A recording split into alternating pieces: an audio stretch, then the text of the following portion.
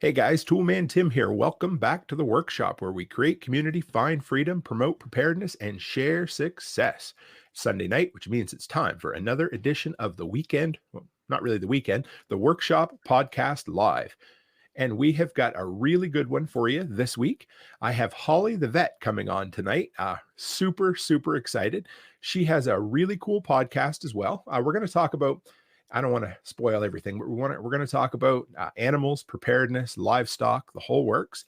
And to tell you right quick where she's coming from, she has a really cool podcast called Vintage Americana, where she explores restoring rural American culture, a history of how things used to be and how maybe they could be again. But before we do that, real quick, really just two announcements. If you're new here and you want to know more about who I am, quickest way to do it, toolmantim.co. Run by there. You'll see the monthly newsletter, all my social links, including Flote, MeWe. We have YouTube, Instagram, Odyssey, the whole works. And the most important section is the shop. So if you want a way to support the content that I create, the quickest and easiest way, run by there. First off, I got over 100 products, things that I've used in my handyman business that make me money or save me money, stuff I've used and abused, and all kinds of cool categories. We got hand tools, we got power tools, we have gardening, and my favorite, prepping related items. And you don't even have to buy any of that stuff. If you just start your shopping there, anything you pick up after that helps support the channel.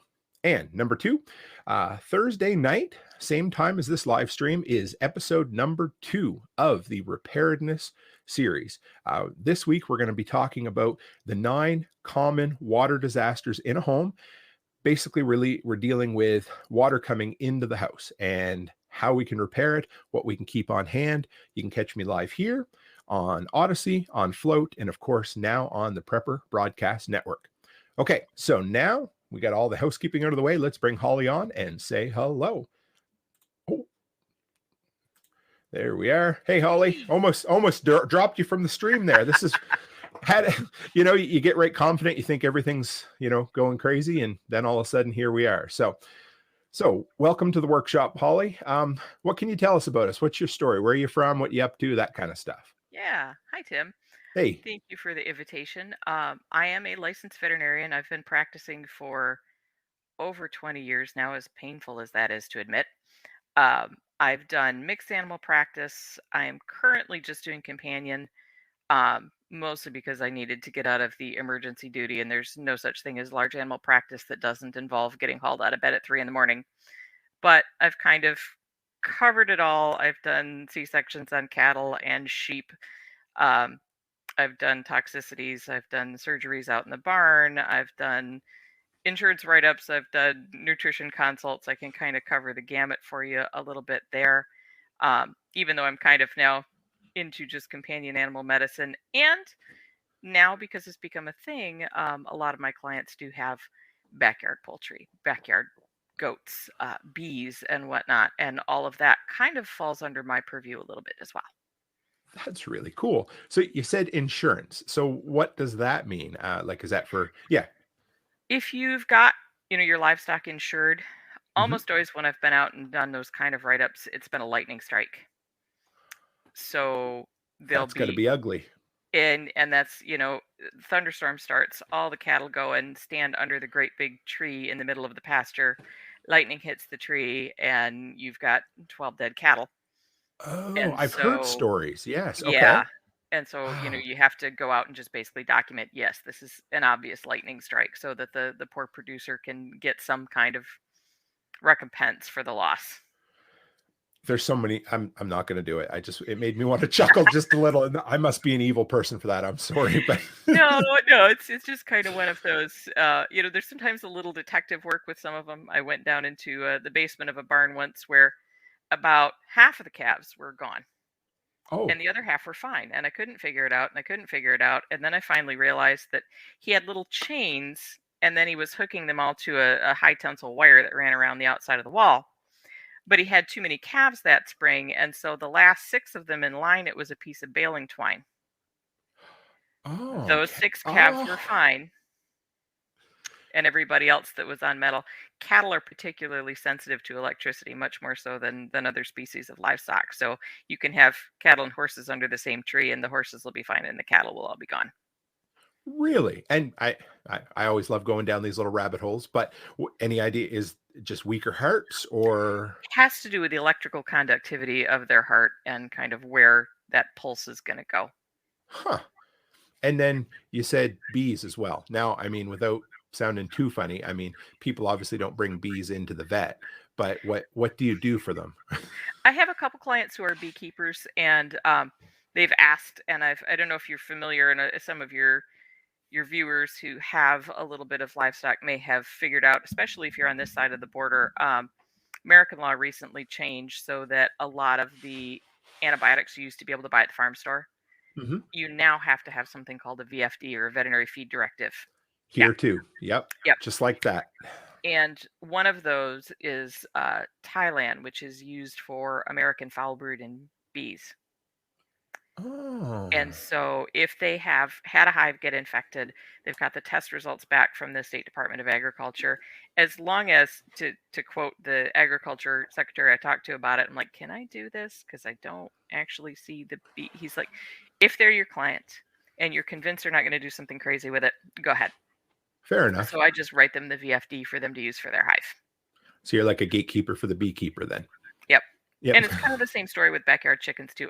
People don't very often bring me chickens. On occasion, had a duck once or twice, but for the most part, if they're my clients and I see their dogs and cats, um, if they're having trouble with that and we need to do a little bit of something for coccidia, or we've gotten a little problem in the coop, I can write those VFDs, and I will, as long as there's a relationship there between me and the client. Sure.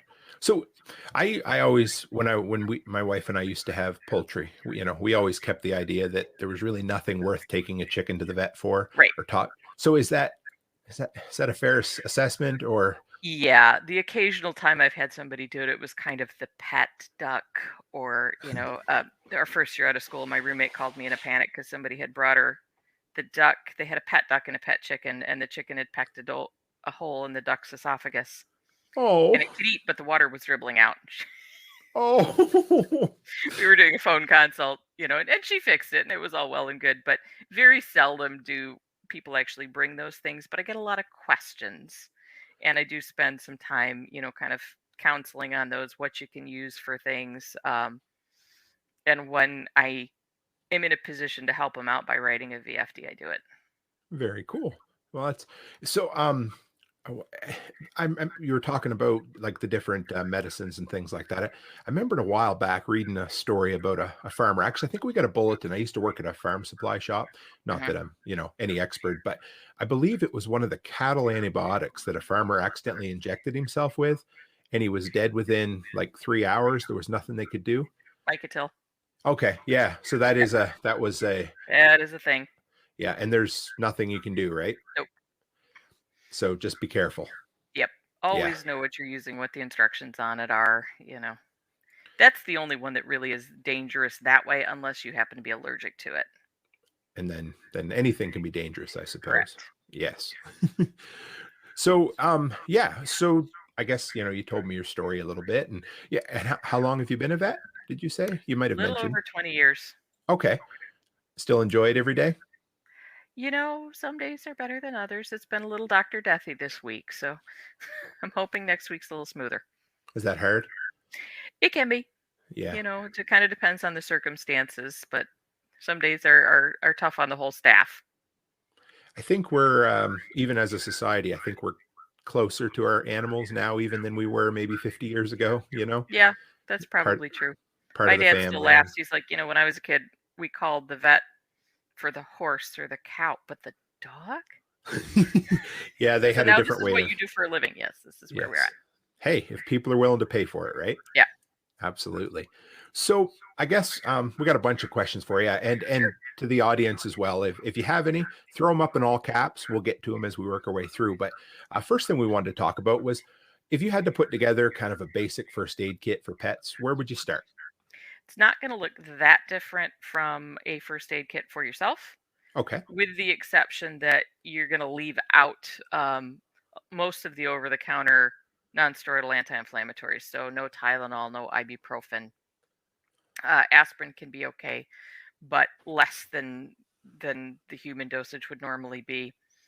Always have a little Benadryl on hand. Dosage for that, dogs and cats, is 1 milligram per pound Okay. twice a day. And so a I, 25-pound dog gets a whole people tablet. 50 okay. pound dog gets 2. Um, and then bandage materials, just like you would have for people, be able to put a pressure bandage on it. Um, Gauze, the lovely vet wrap stuff that kind of sticks to itself lightly. That's always a good thing to have handy. The kind of slightly maybe more out of the box stuff that is good to have on hand, especially if you are somewhere where you maybe cannot get to a veterinarian easily. One of the major phone calls we get a lot is toxicities. Oh, My dog okay. or cat ate, XYZ, licked a little bit of antifreeze, or, one of the apocryphal phone calls at the office was a squirrel that ate Quickset epoxy. Are you true story? That's a true story. Oh my Um, God. Anyway, okay. Activated charcoal. Okay. And a lot of people have that around Mm-hmm. for filters. Crush it up, put it in water, slurry, and kind of, syringe it down.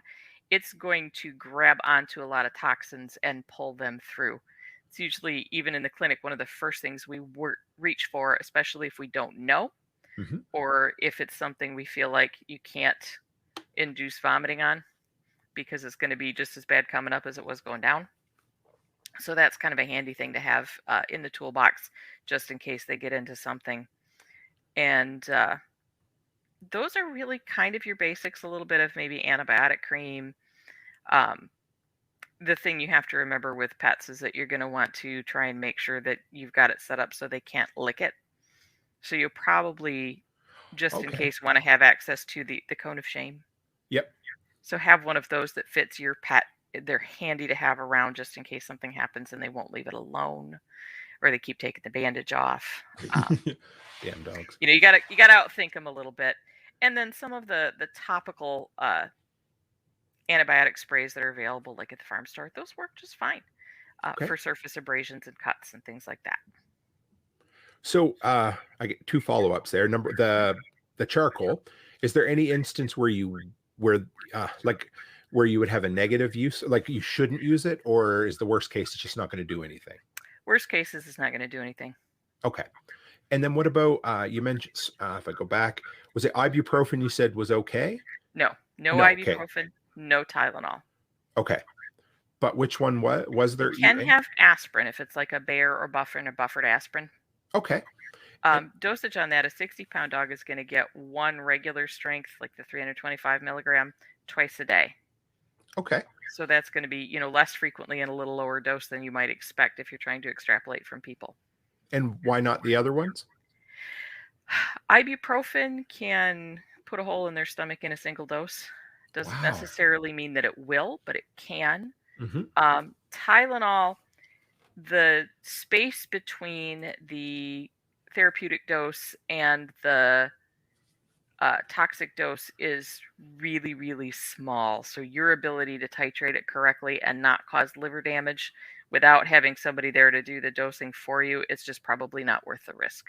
Fair enough. That's And fair. of course, cats can have none of the above because they're cats. Cats are not small dogs, and they're just sensitive to all of that stuff.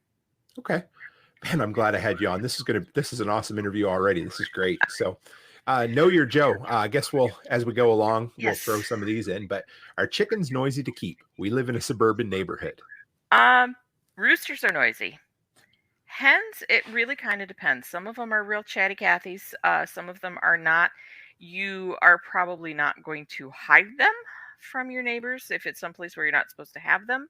If you go around and bribe your neighbors maybe with some fresh eggs so that they don't mind a little bit of clucking and chatting back and forth, it's usually not anything that anybody would consider a nuisance. I love that suggestion. Make friends with your neighbors instead of, sometimes it's easier to, I always joke, it's easier to ask for forgiveness and permission, but sometimes it's easier to grease the wheels ahead of time and eliminate it altogether. We had a small coop, and I live in town right now. We've bought 10 acres, but we haven't gotten to build yet. Okay. We had a small coop and like 5 chickens, and I had asked all of my neighbors whose property borders mine if that was okay with them, and they said, "Yeah, sure, no problem." Um, the guy across the street turned me in. Really? Let's Fair go enough. with he was just an unpleasant soul all the way around, and I think it gave him more joy to just do that than anything I could have said to him would have done to smooth that over. So it really depends on who your neighbors are, but fresh eggs can sometimes go a long way towards smoothing that over. And Chris Dixon, he's a fellow flatlander here in Alberta with me, but he says, check your bylaws. You can usually keep 5 hens in most small towns. Now, my Often, town yeah, right now, nope, you nope, can't. and But none mine either.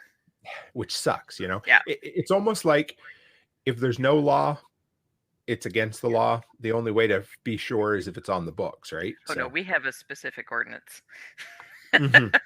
No, we do as well. But it Yeah. seems like, yeah, and which is a shame because, it's such a small, insignificant issue. And Yeah. I tell the town, I'm like, you guys should do it. You'll make money, have a permitting process and stuff. Yes. But we're looking at getting bees and chickens allowed here in our town. So we'll There you see. go. It's going to be a fight, but we'll get it.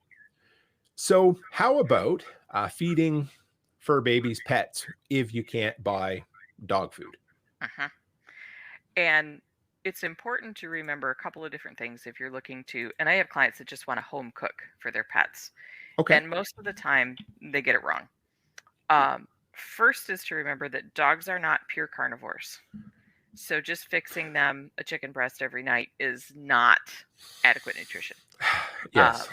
they're an omnivore. They need the protein, they need the carbohydrate, they need a bunch of minerals and vitamins and things that need to go with that. So do some research. And I really like the Tufts Veterinary School's clinical nutrition department, their website. They have lots of good articles on their blog. And there's also a website called Balance It. If you get into Google and just type in Balance It, you Okay. know, they're there for a specific reason. They want you to type in what home cooked diet you're feeding your dog, and they're going to custom make a vitamin supplement to fill in the gaps. But they have very detailed nutrition information on bunches of different ingredients so that if you want to formulate your own diet, the information is there on each of those things for what they provide. That The is other thing really to neat. remember is that dog and cats to an even larger extent, there are certain amino acids that we can make that they cannot. Okay. And you may have heard lately there's been a lot of dust up with the grain-free dog foods Hmm. causing heart disease in dogs. Right. They can go into something called dilative cardiomyopathy. This is a problem that we saw 30 or 40 years ago, and then discovered that if we supplemented foods, and it was mostly in cats, with taurine, the problem went away. So there's apparently something in those grain-free diets that's either blocking the absorption or the utilization of taurine. Hmm. But it's something you have to be aware of if you're going to home cook a diet. So where do you find taurine? You find taurine in organ meats. So if you want to do a home cooked diet, you're probably going to want to save those turkey gizzards from your Thanksgiving turkey this weekend.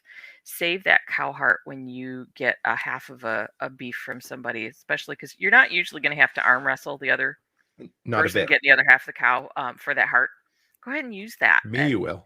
yeah, me too. But you can make use of those things that you might not otherwise eat and that often are inexpensive to buy, like at your local butcher shop, and add those in. The kidney, the liver, all of that is going to help you kind of get closer to a balanced diet, especially with cats who are pure carnivores, but they really have a high need for those organ meats, and you cannot just sift them out. That's really cool. I mean, that's basically the cheapest type of protein you're going to buy at your butcher Yep. is the organ meat. And it's excellent for providing for your pet just to make sure that they're getting all of the amino acids that they need. That is cool. And what about I had a conversation with somebody the other day. What about lungs? Are they edible or do you know? I put you on the They're spot. edible. In Yeah. fact, we actually carry as dog treats like a freeze dried lamb lung, Okay.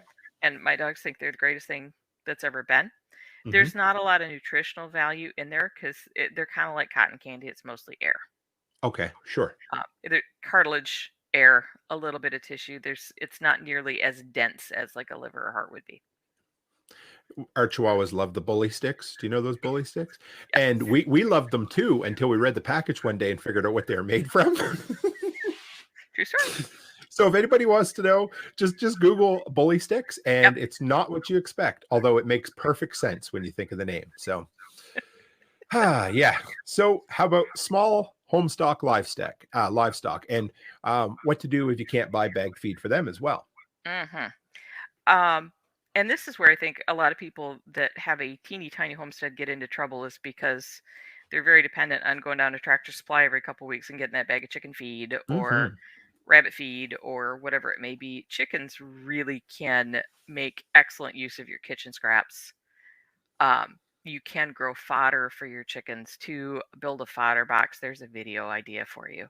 How to build Yes. your own fodder boxes for chickens, where you can kind of plant the seed, you let it get so high, you kind of nail hardware cloth over the top so that they can't scratch it all up. Hmm. And they can just kind of buzz saw the top of the box of fodder off for them. But use all of those things that normally would go down the garbage disposal. You know, you didn't finish the spaghetti, pull the pasta off and feed it to the chickens.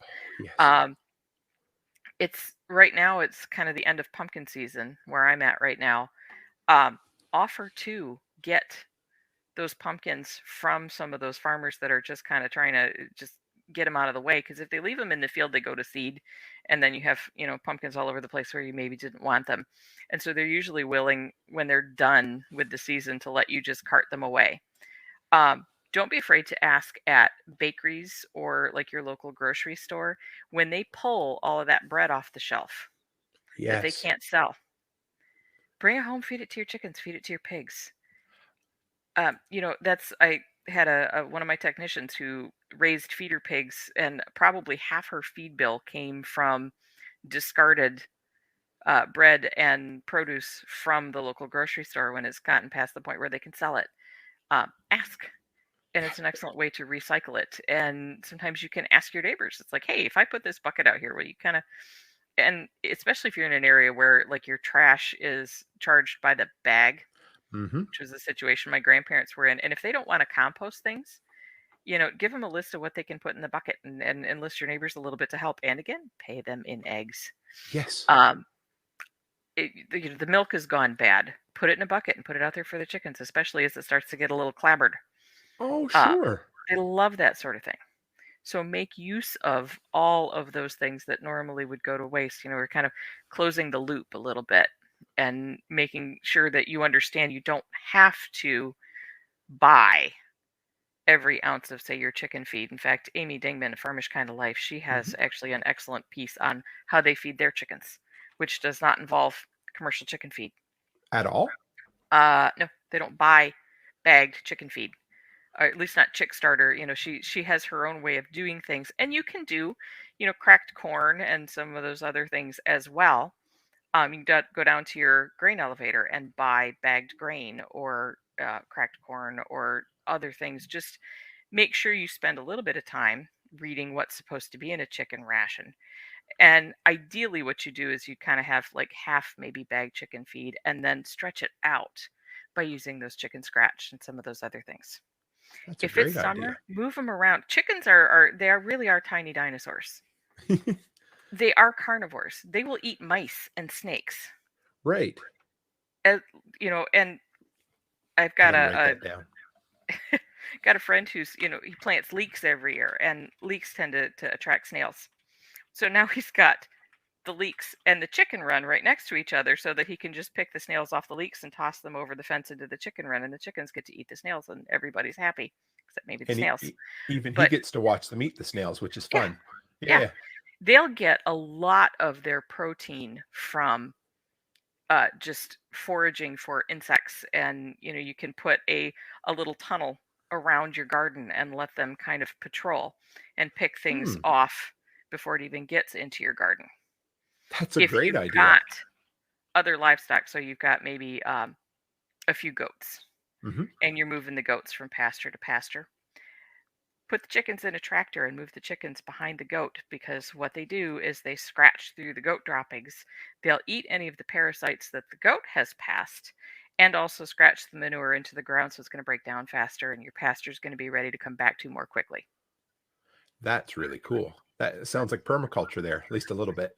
A lot of these techniques are, and that's what used to happen Hmm. when we got out of the way. Grandma's chickens scratched all over the yard, and where did they go half the time? Over into the cow pasture to make use of all of that. If you've got meat rabbits, and if you're concerned about your meat supply, meat rabbits should be high on the list because they turn grass into high quality protein and they do it very, very quickly. You Huh. can, a pair of rabbits, and if you go nuts with it, you can put 150 pounds of rabbit meat in the freezer in a year on grass, Yeah. rabbit With tractor, and just kind of without move them adding around. any, and they probably don't. We did have rabbits years ago, but we didn't have them very long. But they probably don't completely destroy the grass like chickens do they? Or do they? If you don't move them around, they will. Okay. You have to have enough space to be able to move that tractor regularly. Anytime you're using rotational uh, grazing system, you have to have enough space and you have to have the time. The smaller your paddock or your tractor, the more frequently you have to move it. Okay. Wonder if you could automate something like that. Anyway, it's a whole nother idea. Man, we got some. Yeah, this is good. But Chris asks, what about tongue? We were talking about organ meat there. Tongue is it's not really an organ meat. It's a really high quality muscle and it's super soft once you get the silver skin off of it. Okay. Um it's kind of one of those I'd almost prefer to have it myself than I would to feed it to the dog. But if you can't get past the idea of tasting something while it's tasting you, yeah, absolutely. It's excellent quality protein and there's no reason you can't use that. It's not giving you the taurine um, or some of the other You're not essential getting. amino acids that heart and liver might do. It's not particularly an organ compared to, it's waste meat for some Right, people. Not my right. dad though. He eats all the weird things, but Yes. yeah, yeah. Um, Know Your Joe says, are dogs susceptible to maltitol? It's my understanding that xylitol is extremely toxic. I am not familiar with maltitol. Yes, xylitol is extremely toxic, both causes necrotic liver disease very quickly. And also, for some reason, dogs' bodies read it as glucose, where ours do not, and they get a sudden rush of insulin, and they kind of go into insulin shock, and then their liver takes Oh, out on you. So watch out for the sugar-free gum and any of that kind of stuff. That's something to keep up out of dog reach. Maltitol, I'm not sure about. I I would think check with the that's ASPCA's poison control, good call. and they'll Yep. probably have an entry on it. Same thing I did with when Charlotte ate what we thought was a whole bunch of the pills you take when you're sick anyway, Gravol, when she Yeah. was little. Yeah, just give them a call. But this is Charlotte. She's my daughter. She's my biggest fan here, but she's on. She says, hey, mom wants to know what we can do to get our 4 Chihuahuas to eat anything besides rotisserie chicken. You kind of, tough love. You got to wait them Yeah. out. And they can go, and most Chihuahuas especially can go probably 3 or 4 days without eating. It's not going to hurt anybody. They've usually got enough of a fat pad to get them by. Um, and I know, I get it. My great grandmother used to have a little Pomeranian that did not eat dog food except when she was gone because he knew he wasn't going to get anything else. So while she was gone, he ate dog food the entire time. As soon as she was back, nothing doing. You just kind of have to not offer anything else and not cave when they refuse it for a day or two. Tough love. That is 100%. You're 100% right. We're just absolutely, what's the word for it? They have us wrapped around our tongue. Yep. Yeah, but it's okay. This is You're not the only one. no, there's something about Chihuahuas. Everybody knows I talk about them, but so what to do? I like this question here. What to do if you're forced to relocate? Say you need to go to emergency shelter or something like that. Mhm. What kind of concerns? Where do you go with that with animals? It kind of depends on exactly what the situation is, and is there a matter of, is it a shelter that will allow you to bring them, or is this something where you're going to have to leave the pets behind? And then it's worth your while to look at what's going on locally in terms of the shelter situation. Like Hurricane Hugo, right before it hit, what they did was they actually relocated a bunch of the actual kind of ownerless dogs north, because we got a bunch of them up here in Michigan, to Oh, empty out the shelters in advance of that because they knew there would be a lot of pets kind of found, uh, and that would probably be reclaimed as soon as people could get to them to reclaim them. And so you kind of have to keep a track of exactly what's going on there. If it's a matter of you're evacuating and you're taking the pet with you, try and just make sure that you've got, and you should always kind of keep with you, a copy of the rabies certificate, because whenever you cross state lines, you're really supposed to have that. That's an Um, awesome tip.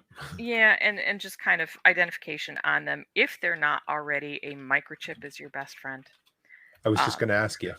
yeah, and people sometimes misunderstand microchips. No, you can't track your dog on your phone from a microchip. There's no power source to it. It's basically an RFID tag.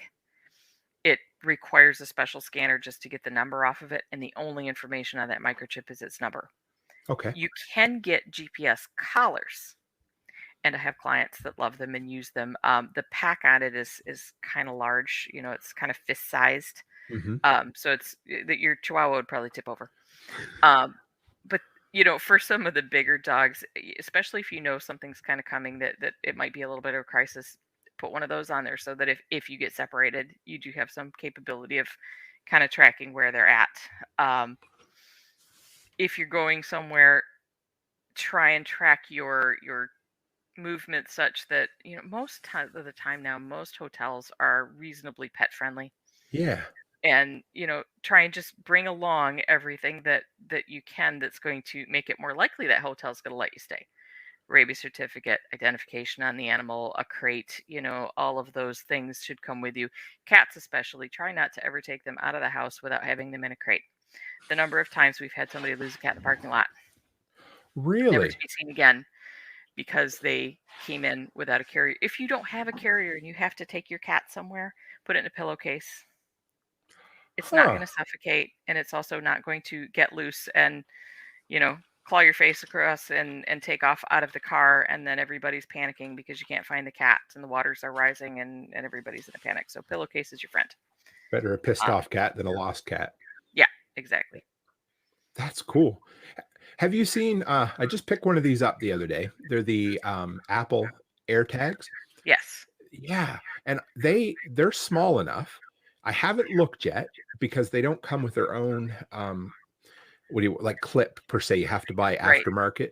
But I'm wondering, like obviously they're not GPS, but they're the next best thing Right. because they work in the background with basically anytime they come in within 30 feet of an Apple phone, they Mhm. send the thing back. So I wonder if Yes. that might be a poor man's solution or at least something. It's definitely a good solution if you're in a relatively populated area where they're likely to be somewhere near a phone. Out where I am, and possibly out where you are too. Dog takes off and into the swamp, and That's true. let's put it this way: my clients that have GPS collars use those to hunt coyotes. Oh, fair enough. Yeah, yeah. I think On I the see East another Coast. question Oh, over there what do we about got here? Is it this brushing one? teeth. Yeah, there we go. Yes, boy, if you can, and usually you have to kind of either have a really amenable dog or start when they're puppies. But yeah, if you could Oh, brush their teeth, that's one of the best things you can do to prevent long-term damage like congestive heart disease and kidney failure when they get to be older. Because if you've ever seen dogs with that really brown, gooky, horrible, stinky stuff on their teeth, mhm. that's layers of mineral and bacteria. It's basically infection, and the first place it likes to go is the heart valves. You Really? get vegetative endocarditis, you get congestive heart failure, you get kidney disease, and it's this whole cascade. And I spend a lot of my time, especially with little dogs, especially the little dogs with beards like Westies and Yorkies and Malteses. Um, Most of them, by the time they're 14 years old, they've got no teeth or maybe like two. Uh, Maintenance is the only way that you would stop that. And if you could get them, and they make chicken flavored doggy toothpaste. If you can get them to put up with doing that, that's probably the best thing you can do to try and avoid some of that. So you said like from bad teeth, it'll eventually go into the heart. Is that Yep, right? yep. Wow.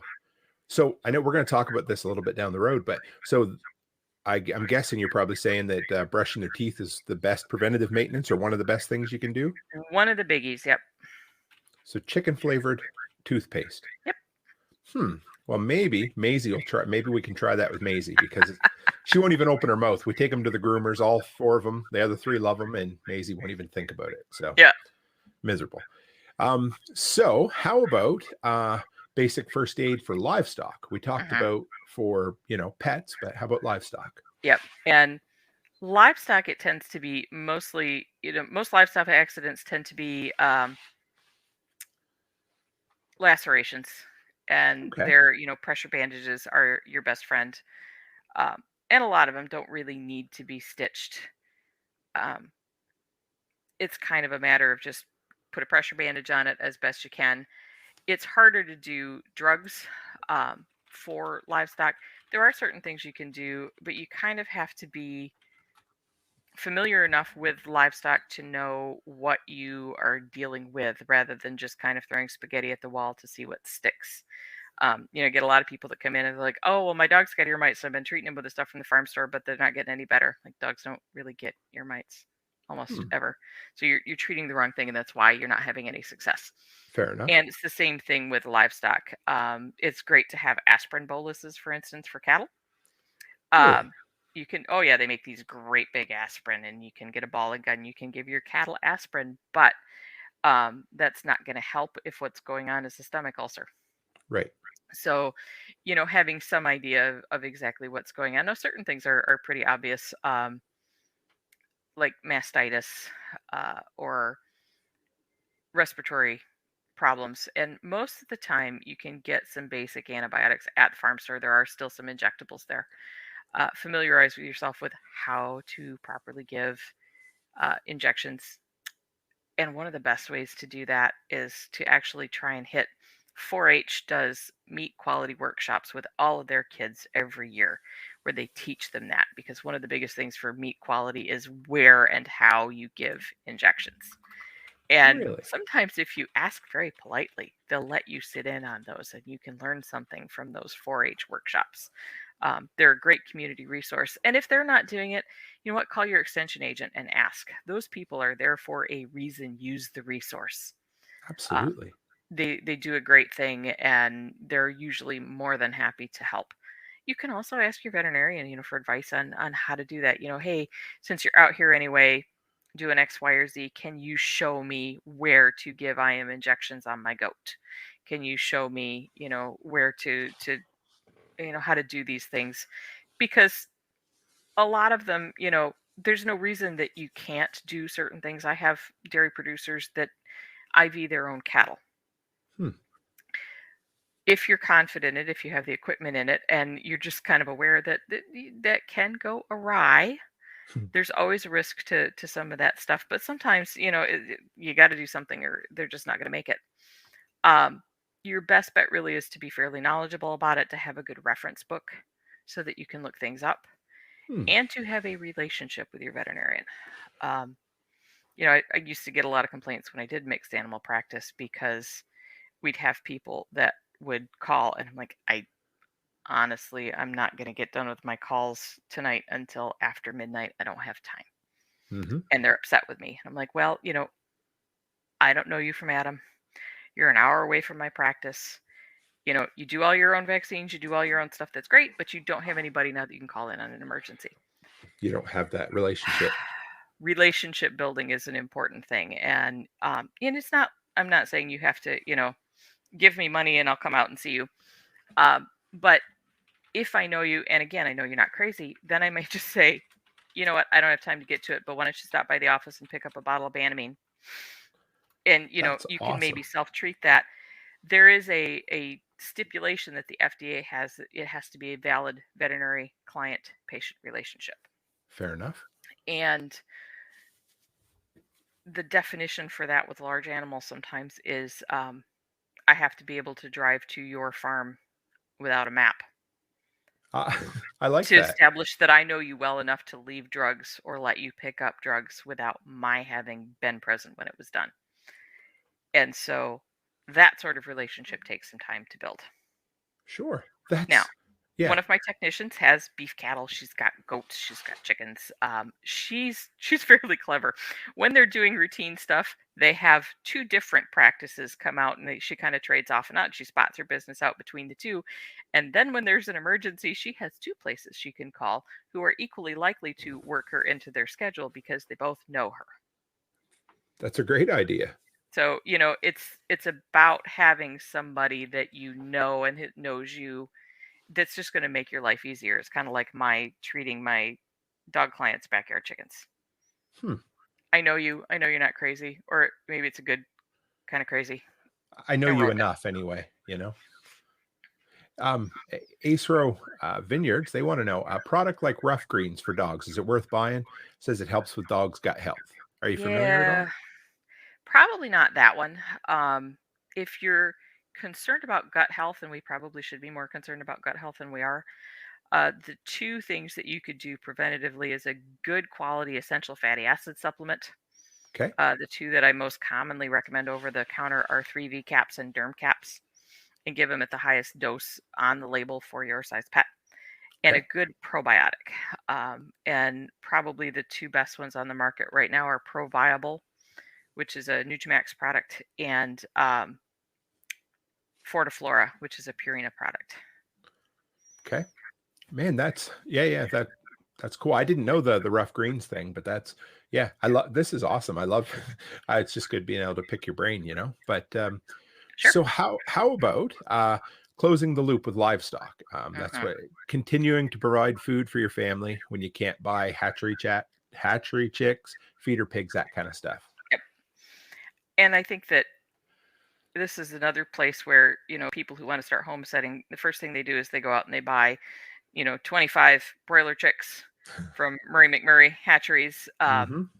and a couple feeder pigs from, Clem Cadiddle Hopper down the road. And that's great because now you've raised your own meat and you've put it in the freezer. But if you are going to look at, we call it closing the loop. So producing your own stock, letting it reproduce itself on farm. You cannot really breed up good stock from bad stock. Okay. So you need to be much more selective about what you start with. And you're probably not going to do commercial broiler chicks like you would get from the hatchery, because by the time they get to 8 or 10 weeks old, their legs actually break Right. because We've they had get that. so heavy.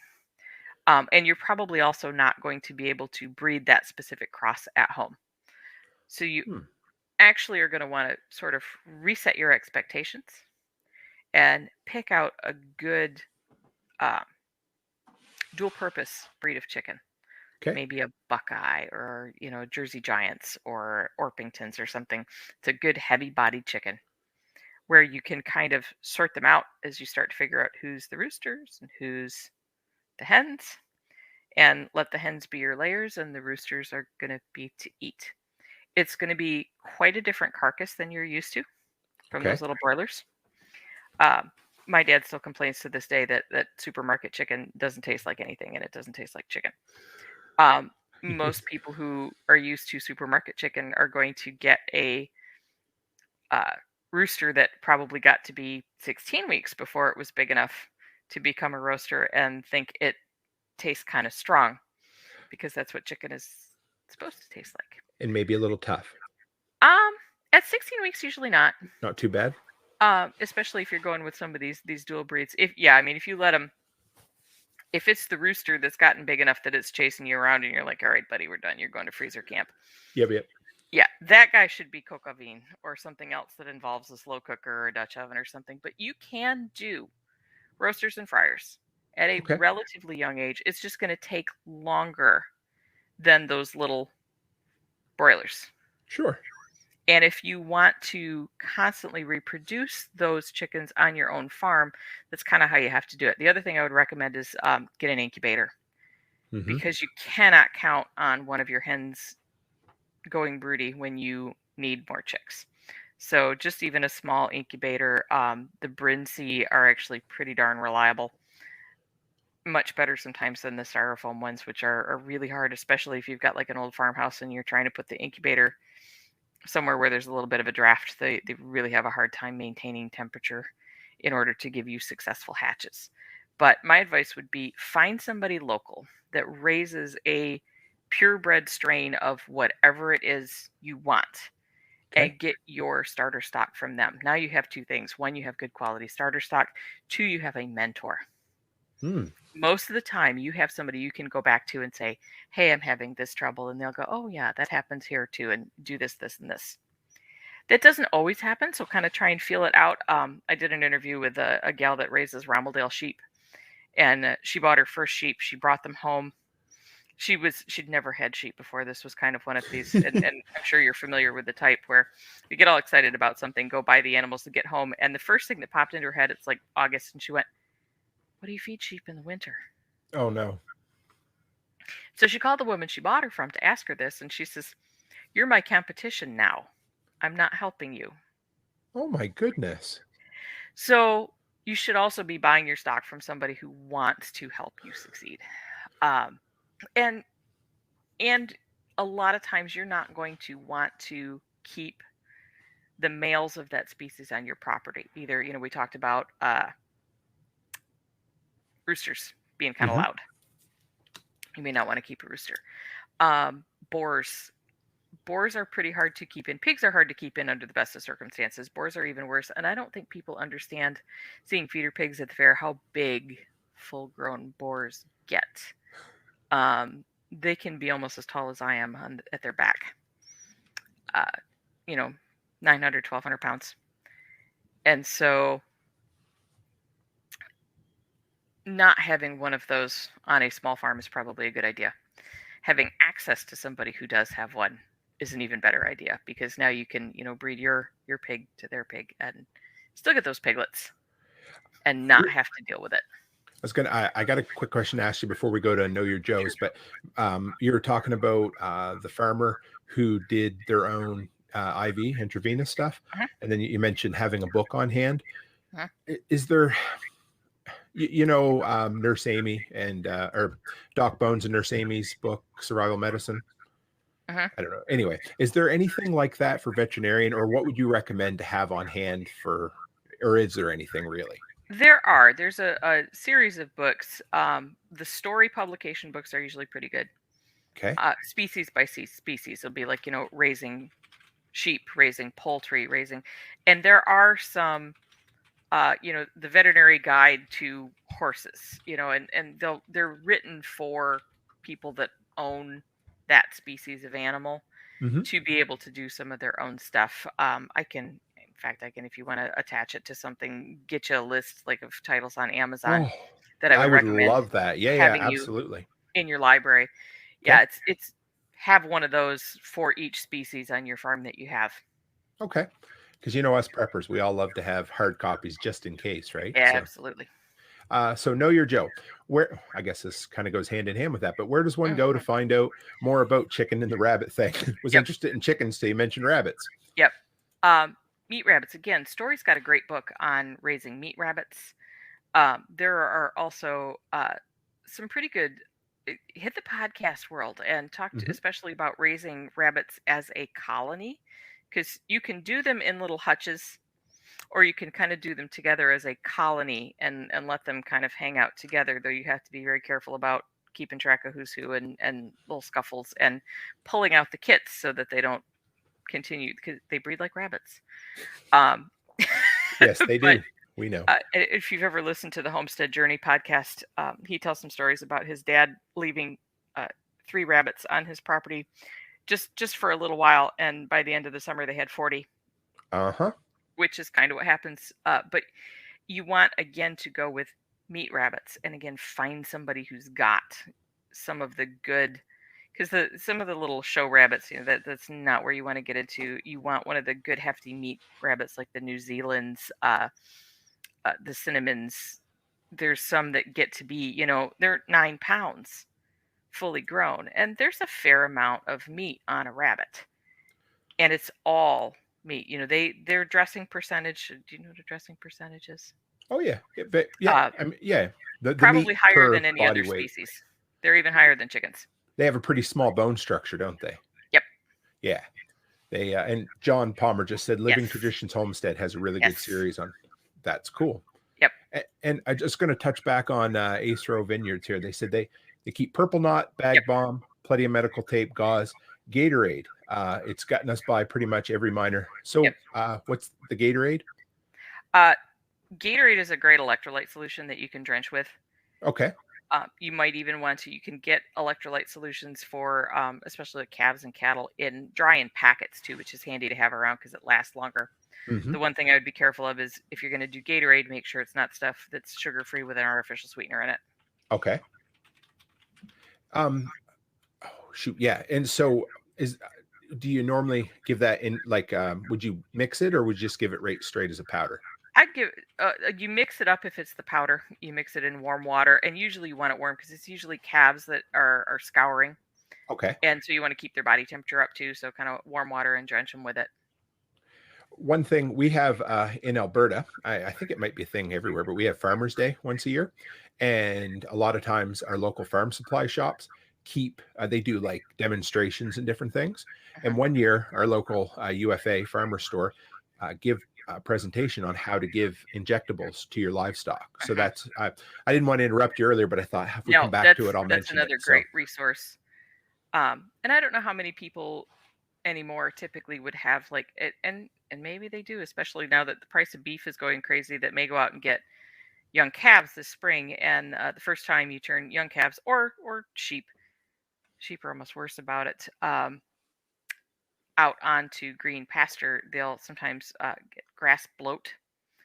There's oh, so much protein in that grass that hits their rumen and it starts to foam and they actually kind of blow up. You can kind of tap on their flank um, on the left side and it'll ping like a kickball.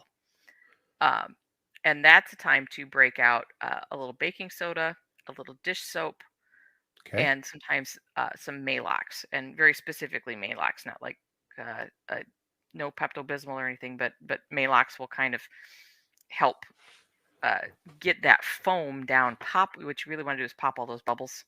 Okay. Um, and sometimes a little mineral oil too.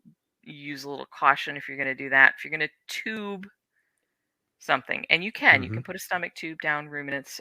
It's not really that hard to do. You just got to make sure you're in the right spot because if you put something that's not water in the lungs, You're now you're done. right. Sure. So you got to kind of make sure you know where you're at. But that's something that I've had you know clients do at home. We they had at the same one, they had a presentation on, is that a pump that they use, like, for putting a tube down, or does it Uh-huh. just vent the gas? Is that the idea? Yep.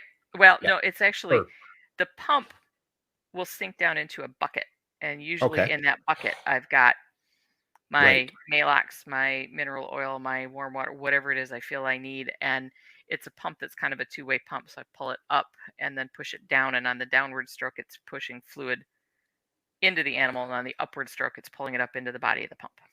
That makes sense. Yep. Okay. And you can Um, buy those pumps from livestock supply stores, and it's never a bad idea to have one around because sometimes you're just going to have to use it. hmm, that's good just Bloating to have on hand. cattle, sheep, goats, and especially that's one of those situations where, you may call your vet and he's like, I'm on the other side of the county and I'm probably not going to make it before this. They can probably talk you through it if you have the pump. Okay, but if you don't, you're SOL. You should have, a pump, tubing, bucket, and a stethoscope Okay. because all of those things are going to kind of help you assess and be able to communicate on the phone if somebody's trying to walk you through something. That's really cool. And I mean, I guess as normally as, larger farmers, they tend to be a little more self-sufficient and you're probably used to talking to them, but the person that's got their very first cow and has never done it Yeah. before, they're probably a little more cautious or Yes. nervous. That it's not all bad though, because I have to say that when I get a call from a 3,000 cow dairy that they've got a stuck calf, and I need to come out and pull it, I'm going to Oh, curl up in yes. the fetal position and cry for a few minutes before I get on the road. Oh, Because I know by the time I get there, they will have tried everything they can think of, wise or unwise, to get that calf out before they picked up the phone. they've probably made Whereas it. Yeah. the backyard, guy that's got 20 cow calf pairs and he thinks one of them might be stuck has not touched that before he picks up the phone. So chances are I'm going to walk out there and I'm going to pull that thing out and it's not really going to be that big of a deal. Right. So, I never mind going out to the small operators. And, I did learn I had to lock the doors on my rig so nobody would fill it with zucchini in the summer while I wasn't looking. Friggin' country folk. Butternut squash this time of year. Yeah. But I never don't feel like you're in a position. But That's really cool. if your local vet is really busy, and right now everybody is really, really that busy, Hmm. if you have the equipment there, it may be a matter of a vet who's on his way to another call somewhere else can just have his cell phone on speaker and talk you through something. And you might save that animal where you might not have been able to if you didn't have the stuff there. That's cool. I appreciate that. Preventative, or having the stuff on hand so you can deal with it, right? Yep. So we talked about this a bit, but what are some common preventative things we can do to kind of increase the odds of not making something worse down the road for, your pets and that sort of thing? If we're talking about pets, it really does kind of all cycle back to having a healthy diet is probably the biggie, Okay. and keeping them a healthy weight. More problems, just like with people, relate to obesity than almost anything else. But then it comes down to what your environment has in it that you have to be worried about. So where I am, there are kind of no easy home fixes around things like heartworm. Oh, Uh, okay. everybody's got to be on a heartworm preventative basically year round. I had 5 positives last week. It just we go in streaks, but I hate it. Michigan state bird is the mosquito. We just have Hmm. to live with it, and about the only way to avoid it is to use a good preventative all the time. Fleas and ticks. There are probably there's a couple decent over the counter products that I like, and Frontline is not one of them. Okay. And there's 2 reasons for that. One, Frontline has been out longer than I've been in practice, and the fleas are resistant to it. So you'll Hmm. knock out about 90% of them. You'll be left with the last 10. The other one is that it's a tick product, but it takes it 3 to 5 days to kill the tick. Okay. Lyme disease transmits in under 12 hours. So it's almost useless or close to it, or it can be. Well, it will kill the tick, but by then it's done what it's going to do. And right now, when we're doing our heartworm testing, we use a little snap test that does heartworm, Lyme, and a couple other tick-borne things. I'm Okay. getting 1 to 2 positive Lyme dogs a week. Oh, So we're now, I would call it endemic with Lyme disease. And so good flea tick product will prevent you from running into trouble with that. Canine Advantix hmm. is probably the major product that's available over the counter without a prescription. You can get it, farm store or whatnot. Works great for dogs. Cats are much harder. Don't ever put that product on your cats unless you want to come see me because your cat's seizing, and I Oh, might be able to save it and I may not. And that's true of like the Hearts and the BioSpot, and all of the grocery store cat flea tick products. Don't use them, please. okay. We lose about What? 1 cat a summer. Why is that? What does it? They have a pyrethrin in it, Hmm. which cats are very sensitive to. So you're using it because it overstimulates the tick's nervous system, but it can also, and often does, overstimulate the cat's nervous system. And then they go into status epilepticus, and we can't get it to stop. And this is the dog over the counter dog stuff. And even some of the cat products that are sold, like at the supermarket. Oh, I've lost wow. cats to Hearts, BioSpot, the Sargent products. There's not enough room between therapeutic dose and the toxic dose. I really wish they'd take them off the market, but they won't. So here we are. Um, really, probably, if we're talking over the counter products for cats, safe and effective for ticks, Seresto collars. Okay. They're also good for dogs. I like the Canine Advantix better. I think it's a little better on ticks for dogs. Hmm. The Seresto collars do work. You have to maintain good contact, and they have a tendency to loosen up over time. So you have Yes. to keep checking it. And a good trick is to actually zip tie it on the inside of your dog's collar so that it can't do that. Oh, that makes sense. So just to keep it there. Hmm. Ha, that's a And good then, tip. somebody had asked about gut health. Maintaining Hmm. gut health is another biggie. If you've got a large breed dog, by the time they're 4 or 5 years old, they should be on a glucosamine supplement if you can find a good one for joint health. You'll Okay. get longer on that. Those are really your basics. And, exercise is the same thing you would do for you. Yep, All of absolutely. that stuff. All the same stuff, right? Yep. So this one came. I asked for a few in social earlier today, Yes. but Ken asked about looking after hoof rot in goats. Yep. Goats and sheep both. Goats somewhat more than sheep, but neither one of them like to get their feet wet. So the more you can do to keep all of their environment as dry as you possibly can. Okay.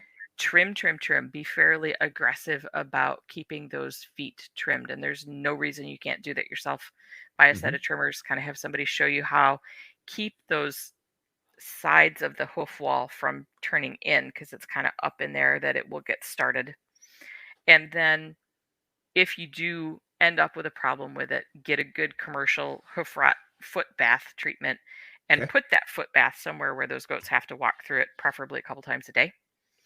But make Hmm. sure that it's labeled for sheep and goats and not just for cattle, because some of the cattle ones have a bunch of copper in it. Copper can be very toxic to sheep and goats. So if they decide to reach down and lick it, and they do because sheep are dumb and they're looking for a place to die, they're going to succeed if they drink the cow stuff.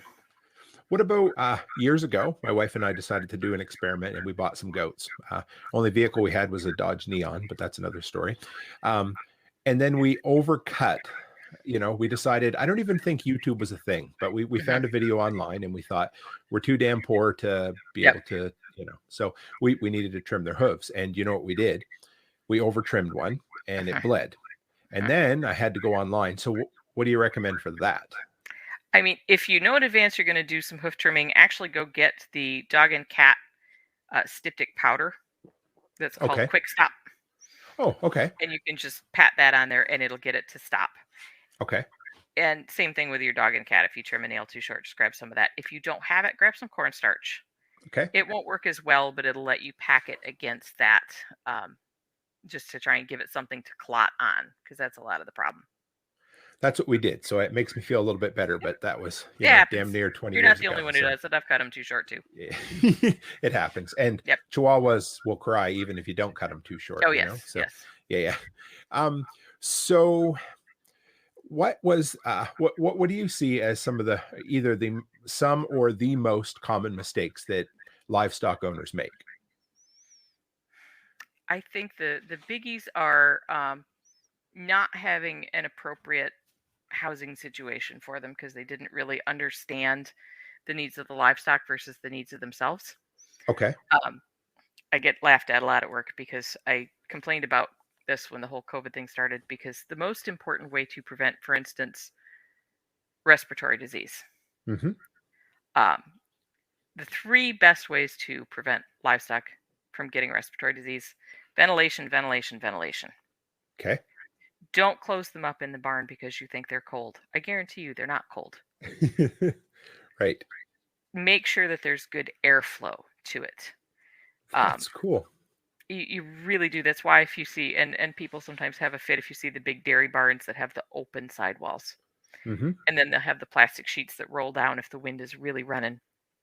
That's because that ventilation is much healthier for them. And sometimes you're on an old farm, you got that old barn, and the livestock portion is down underneath. Hmm. That's probably the worst place really for them to be, and you're almost better off to build like a lean-to out in the pasture and let them kind of have their pick. And I'm gonna bet you money they're gonna spend most of their time in the lean-to and very little of it down in the barn. Boy, not one question catches you off guard, eh? I love it. That's great. So that one And then just actually, watch out for fencing. Make sure your fencing is appropriate. You okay, know, don't fence as horses in, in barbed wire unless you really want me to come out and stitch them up. and then that's costing you money. Yeah. Yeah. And make sure that if you're gonna do, and I love them too, the net and the solar charger. Hmm. Make sure two things. One, you have to keep constantly checking that because the more grass grows up around it, the more it's going to start zapping the charge on it. And pretty soon your neighbors are going to call you because your pigs are in their front yard and they're not happy with you. Yep. Um, and make sure you get a big enough solar charger to handle both the fence that you have and the livestock that you have. Right. And the livestock through all the stages that they go through. Because one thing with sheep is they're really respectful of that fence when they're freshly sheared. They are not very Oh, respectful of it with a full coat of wool on. I never thought of that. That's perfect. Yeah, sure. This That makes wool is a perfect great sense. insulator. They'll go right through that sucker. Absolutely. So So make sure you that can turn it up if you need to. that question actually came from Amy Dingman. We talked about her earlier, and so there's a second one she asked as well is, so how do you know what the point is to take an animal to the vet, and at what point could you maybe treat it yourself? You know what I mean? I know it's Yeah. tough, but And a lot of that really depends on how much experience you have with um, that species, and can you tell how much trouble you're in already?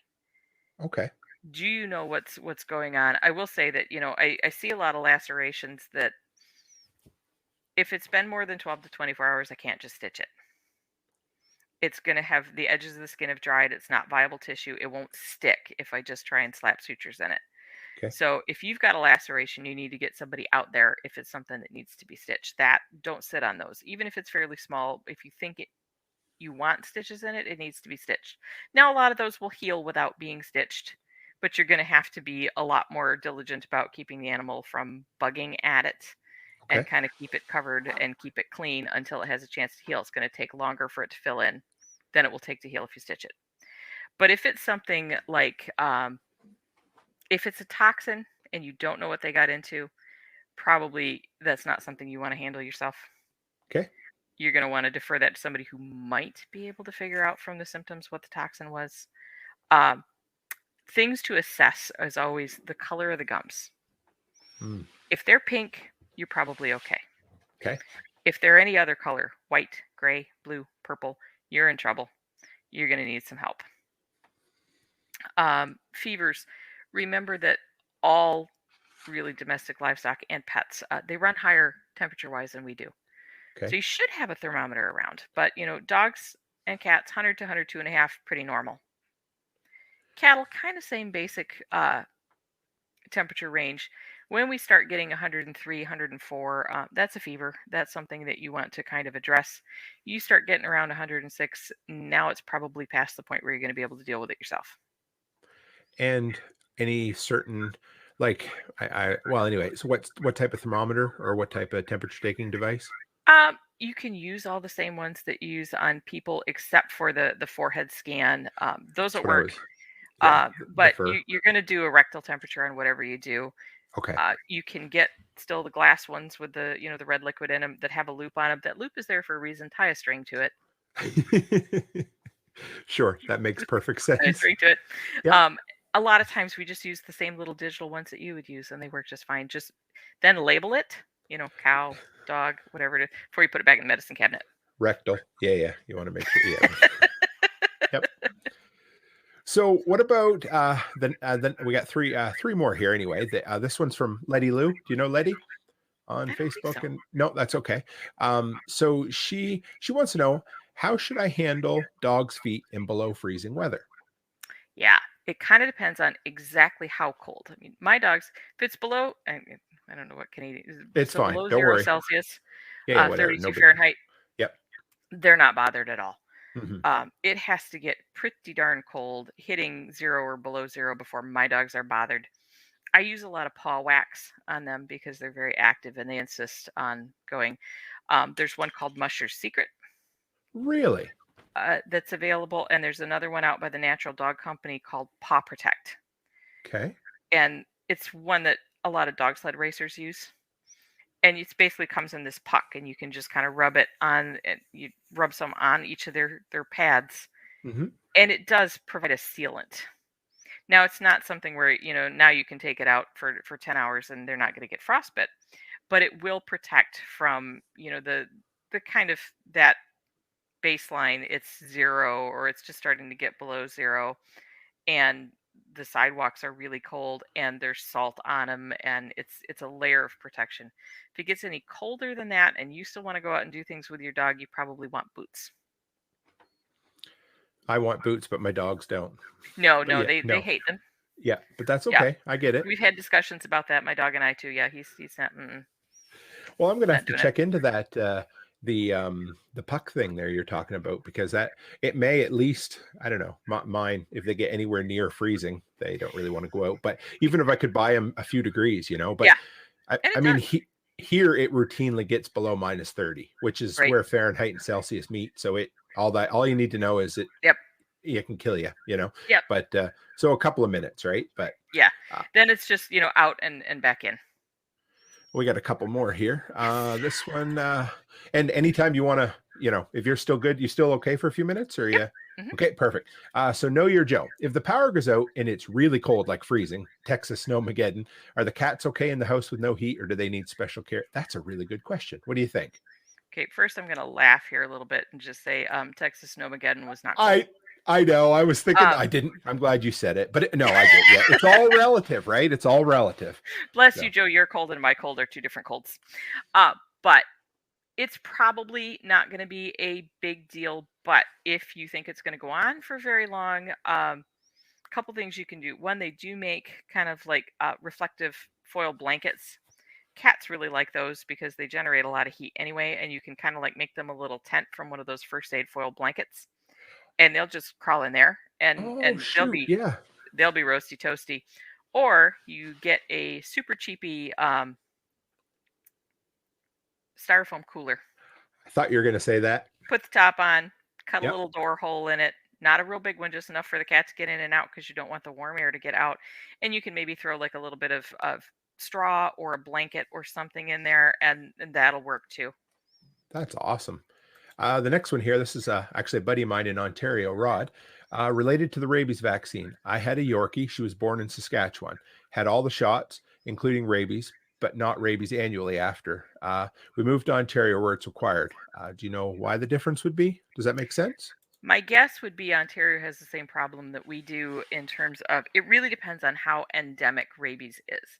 Michigan recognizes after the first rabies is a 1 year, as long as it gets boosted within that, it's 3.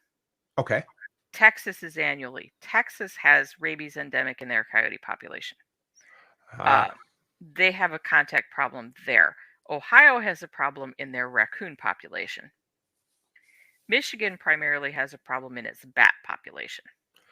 Fair enough. You know, we post about 2,000 positive rabies cases a year. Most of those are bats. Okay. Ontario, I would say, probably is in that same position because there's a lot of caves up as you get kind of into the geology between Michigan's UP and Southern Ontario is probably pretty similar. Well, yeah. I mean, you're right there, right? So. Yeah. And the problem is, you know, bats get in the house or they're out flying around and they can bite you and they don't really leave that visible a mark, and you'd certainly never see it on a pet. So yeah, I'm actually a little surprised Saskatchewan doesn't require it because pretty much everybody at this point requires at least a 3-year rabies. And to move around between, you know, like US states, you have to be up to date on your rabies. You really want a pain in your keister, try taking a dog or a cat to an island nation that doesn't have rabies. Oh my God. Hawaii. Sure. It takes me about 8 months to walk a client through the process of getting their pet to Hawaii. We're pretty lucky in Alberta. We don't have rats at all. We're the only rat-free place in the world, basically. We're almost no ticks.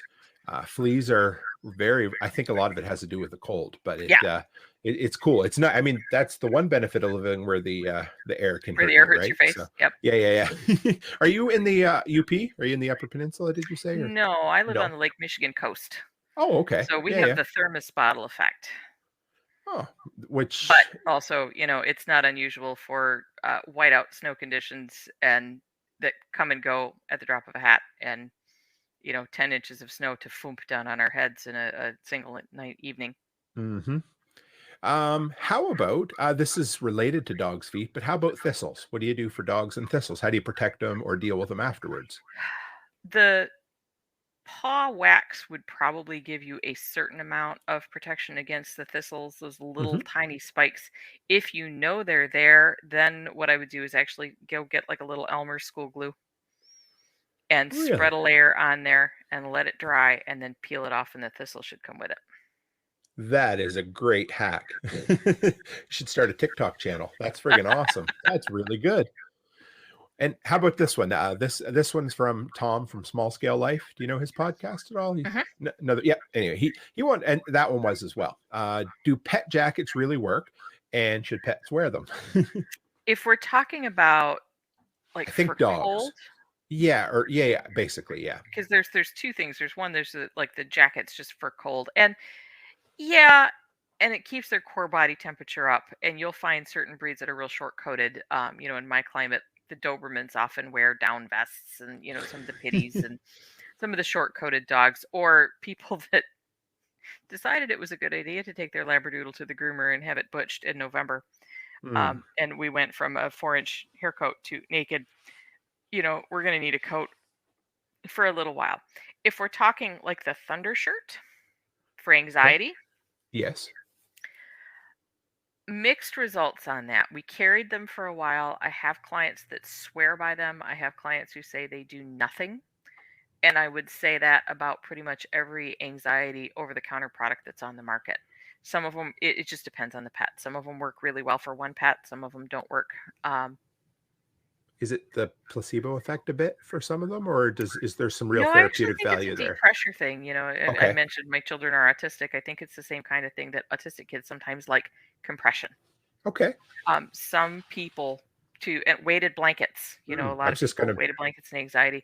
I think it's a compression effect, but it only works if that helps alleviate that pet's anxiety. fair enough. Yeah. So, some it would and some it wouldn't. And so Right. maybe try and see. Exactly. Okay. That's cool. I don't know if anyone else has any questions for Holly. Throw them up there for a minute. Before we finish up, anyway, Holly, I mean, how can people find out more about you? Where can Uh, they go? Yeah. so I have a blog at brambleberrymeadow.com. Okay. I'm on Instagram at brambleberrymeadow. I am on MeWe. I'm on Float. On Float, it's Vintage Americana because that's the name of the podcast. Hmm.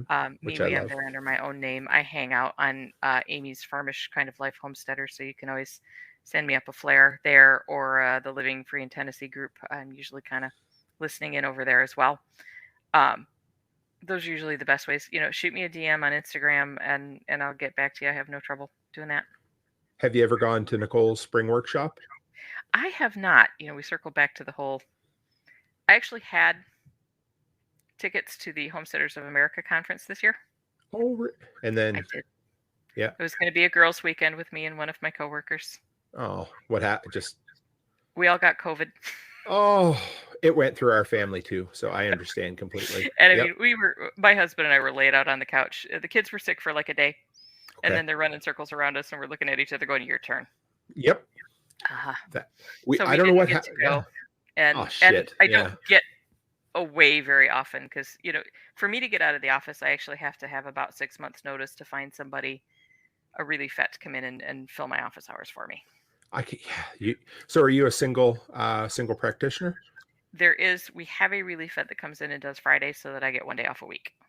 That helps. Um, and then he does like every other Saturday. But that's otherwise, yeah, it's me, So does that myself, and mean I. you're basically on call every weekend or every weekend and a half? No, because I live in enough of an urban area where there's Oh, okay. 3 emergency clinics within easy reach. And that's part of why I went back to strictly companion animal medicine, is because I got so exhausted getting dragged out of bed Yep. at 3 o'clock in the morning. I just couldn't do it anymore. I get it. I do. I mean, not that I've done that, but it just sucks getting, anytime, right? So, Those Chihuahua people and their C-sections.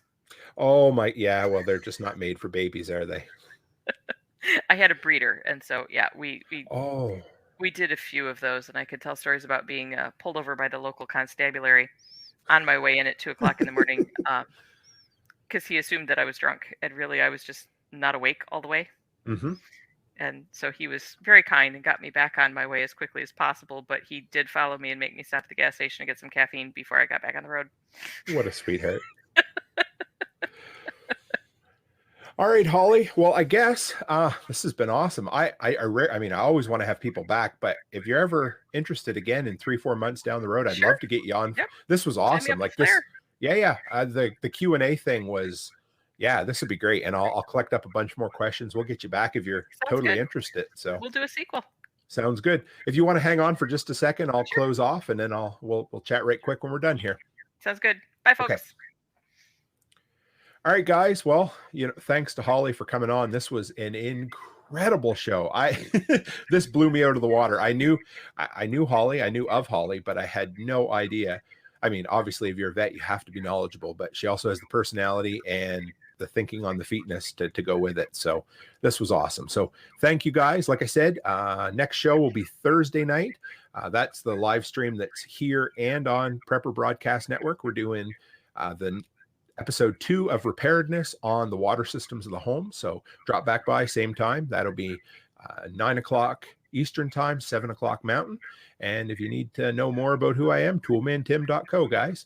Thank you very much. You know, I always appreciate it. You guys can hang out anywhere, spend your time anywhere, and you choose to hang out with me in the workshop. So I appreciate it. So anyway, guys, as always, stay happy, stay healthy, and have a great week.